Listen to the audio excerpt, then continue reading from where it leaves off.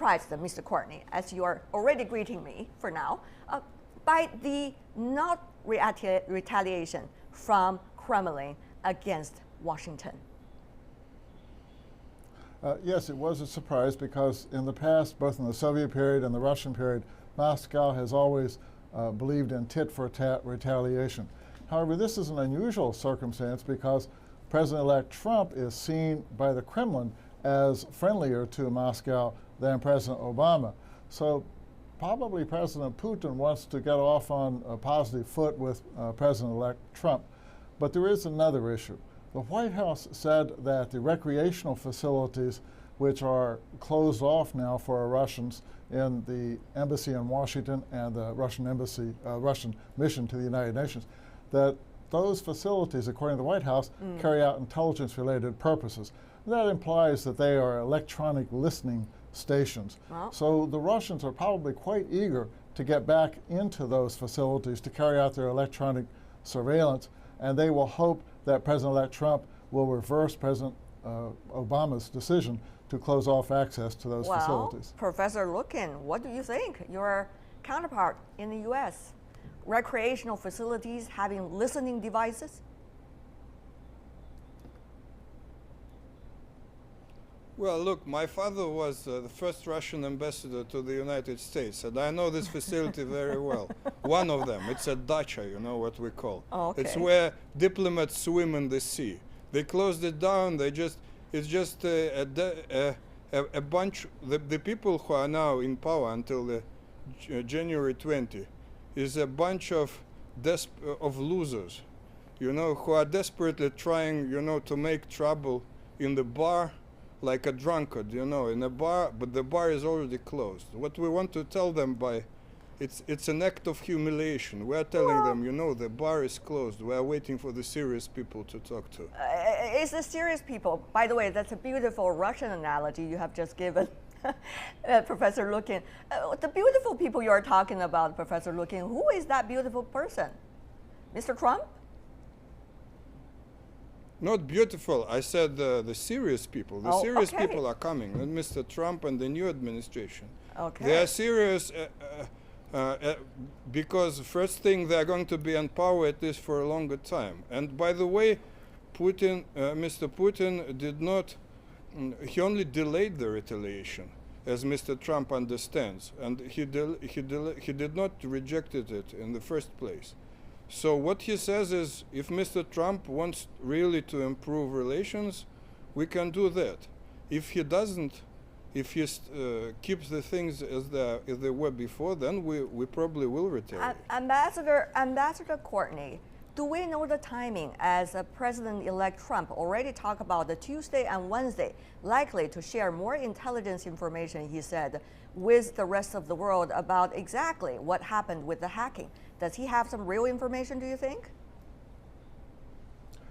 He has today, he's receiving the intelligence briefing, which was mentioned several days ago in the media. After that intelligence briefing, he may say something to the media about what he knows, but he's been quite vague on that so far. Well, they are saying, Professor Lukin from Russia, that the serious people is President-elect Trump, obviously suggesting many of the Democratic members of the previous administration not necessarily serious about relations with Russia. Ambassador Courtney, what do you think? You serve both parties. The Democratic Party traditionally has been generally cooperative with Russia. You will recall that both President Clinton and President Obama, when they began their terms, they sought to improve relations with Russia. And there was a lot of success in those activities early on, although later in both of those administrations there were disappointments. The challenge for President-elect Trump is that both Republicans and Democrats in the Congress have stronger positions with regard to Russian aggression in Ukraine, for example, than President-elect Trump seems to have. So the President-elect Trump, when he takes office, he's going to have to navigate between negotiating with the Kremlin, negotiating with President Putin, and negotiating with the Congress. He has to be concerned that there's not a pincer movement by both Republicans and Democrats against a policy that might be too easy on Russia. Well, some of those influential members of the Republican Party, as you said, Ambassador Courtney, also in the Congress, are not very happy with what Mr. Trump has been doing with President Putin of Russia. Some insist on investigating the hacking, saying Trump's ties with Russia is a matter of concern. Others are skeptical about Trump's choice for Secretary of State, Rex Tillerson, who calling him a friend of Vladimir Putin. Well, these are just some of the moving factors that we have seen in the relations of United States and Russia. But the question really is, Professor Wang sitting here in Beijing, whether cordial or apparently more cordial relations between the two leaders, President-elect Trump, President Putin of the two countries, necessarily going to bridge the two countries together. Well, working relations A is big important, shrug I but, saw. international relations that has their own logic. I think Russia and the United States. This is again more domestically, not international. You know, Mr. Trump challenges President Obama's authorities in many ways, not about the Russian policy, but also about the one China policy. You know, many things. So I think this is the not finished, presidential campaign. That the current Americans still live in the shock of the result of the election. That people still wait and see whether President Trump will do as he said. Yeah, I'm not sure. Okay, Professor Lukin. Today, on Tuesday, President Obama is to give his farewell speech. The next following weeks likely to be the transitional period of time before 20th happen with the inauguration. There has been some warmer relations between the two president and president-elect, but apparently personal, Twitter kind of cordial relations necessarily going to have some harvest when governing? Professor Lukin. Well, I think that it's not a question of personalities. The problem is the policy of the United States towards Russia, and from this point of view, all previous administrations, beginning from Clinton, I would say, was the same. It was a policy of imposing their own model of development on Russia, and Russia refused, sometimes by force, sometimes by talks, but it was this. But generally, it was the same, and there is no difference from the Russian point of view. If Mr. Trump wants to change that, because what he says, at least, that he wants to change this ideological approach for a practical approach. He wants to find some areas where we can cooperate. For example, anti-terrorism, fighting terrorism. If he does it, okay. Russia wants to do it as well. Okay. Well, Professor Courtney, I saw you were talking to someone earlier. It seems that Professor Lukin, if I could brief you about it, is suggesting Russia keeps the options open. The question is whether the United States under President Trump is going to get those messages and move on with those messages. Ambassador Courtney, you served during the Clinton administration as ambassador to Georgia, Kazakhstan. I'm sure you have a better judgment here. Relations with Russia probably are going to improve under President Trump. He is keen to do that. It will be important for the West not to try to contain Russia. Russia still should be integrated with the rest of the world. That's in everyone's interest. There are possibilities for low-profile issues, for improvements in those areas, more military-to-military contacts to reduce risks of misunderstandings and accidents. Continued cooperation on nuclear proliferation issues. We have common interests in dealing with radicalization of people who have been radicalized by ISIS propaganda. But to normalize relations, to bring them back to a really healthy state, that will not happen until Russia stops its simmering war in eastern Ukraine and pulls out of eastern Ukraine, because that is the issue that has occasioned the West to impose substantial economic sanctions on Russian finance, energy, and defense industry. Professor Lukin, is Ukraine going to be the key issue? To what extent do you think Russia, Moscow, is going to be flexible?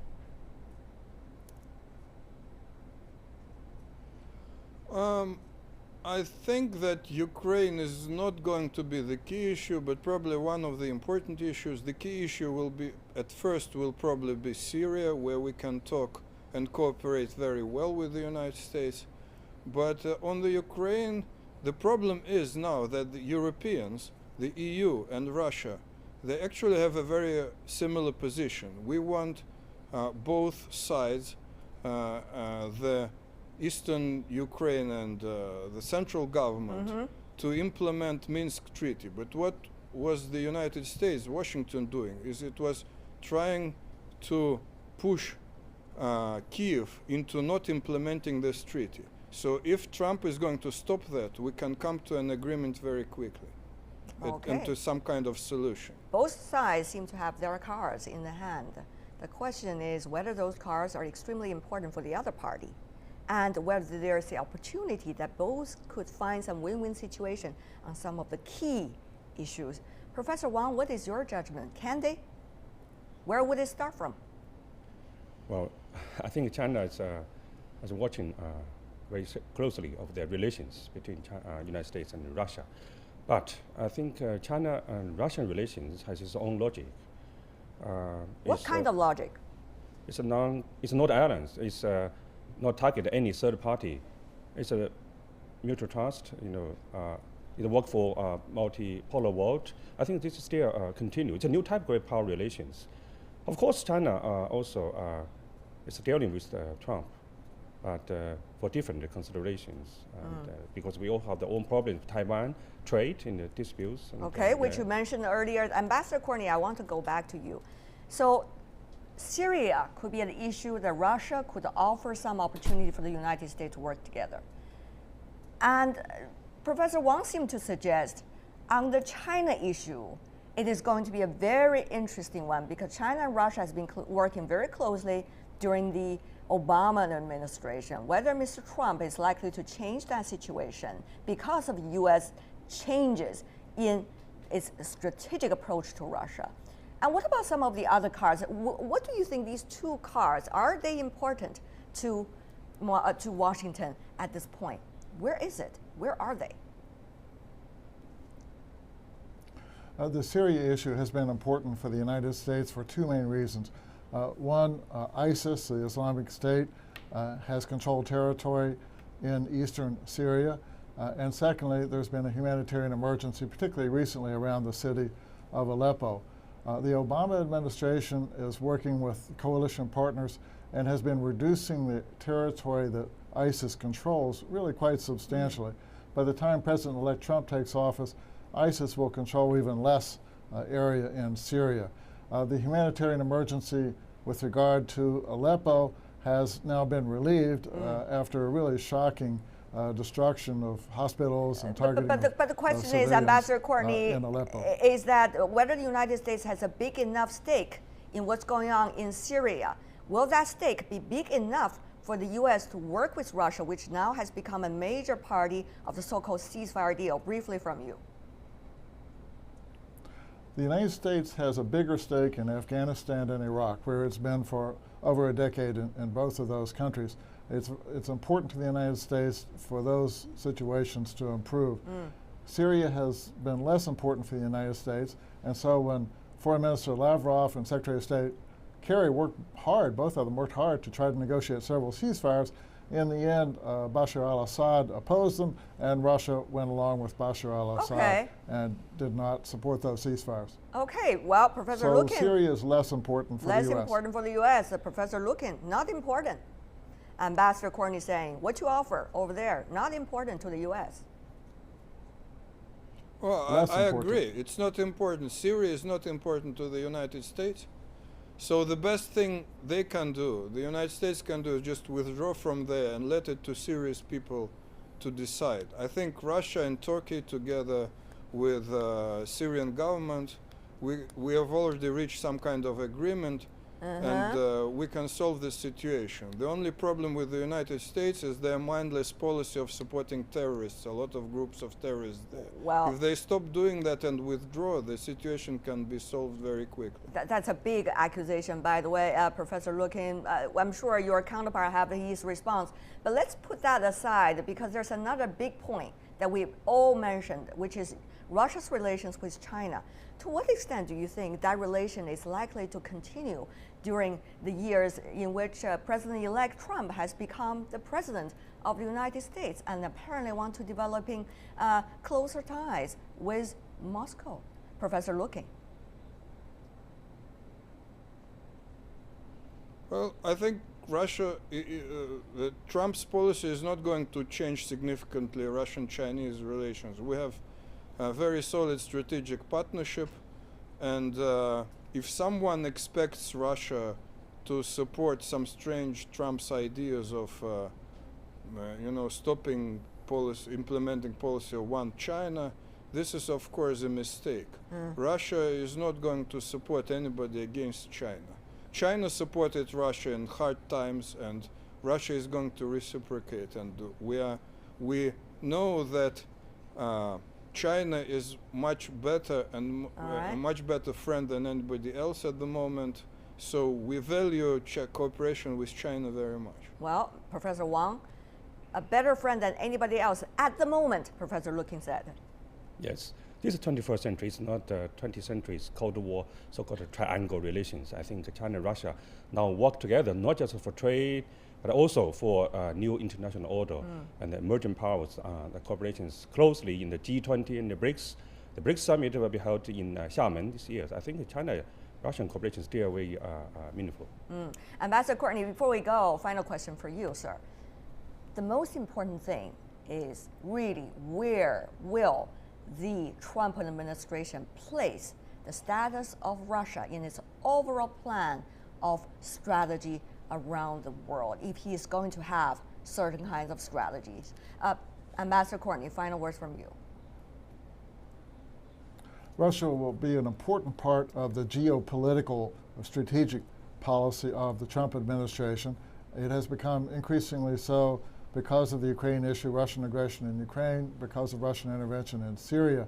But going forward, it will depend on whether Russia is willing to be cooperative in the international anti-terrorist issue. It will depend on whether Russia pulls out of eastern Ukraine, and thus it's possible to normalize relations and have better relations.